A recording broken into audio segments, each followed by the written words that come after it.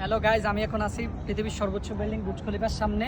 আজকে আমি কথা বলবো বাংলাদেশ থেকে যারা দুবাইতে ভিজিট পিছিয়ে আসতে চান বা ভ্রমণ করতে চান, সৌন্দর্য দেখতে চান, তাদের উদ্দেশ্যে গুরুত্বপূর্ণ কিছু কথা বলবো। সো ভিডিওটি স্কিপ্ট না করে আমার সাথে থাকুন। আমার সাথে আছে রাব্বি অ্যান্ড মারুফ। প্রথমে আমি মারুফের কাছে যাচ্ছি। মারুফ, বাংলাদেশ থেকে যারা ভিজিট পিছিয়ে দুবাইতে আসতে চায় তাদের উদ্দেশ্যে তুমি কি বলবে? আসলে এখন 2025 সাল আগস্ট মাস চলতেছে, তো এখন বাংলাদেশের জন্য একদম ট্যুরিস্ট ভিসা বন্ধ আছে, মানে পরিপূর্ণভাবে এখন ট্যুরিস্ট ভিসাই বন্ধ।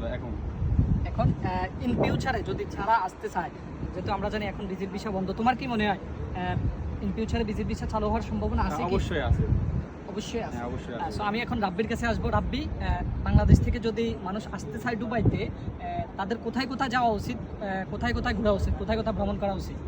আমি মনে করি দুবাইতে খুব সুন্দর প্লেস আছে। Dubai Marina, like Dubai desert safari, Dubai Dubai museum.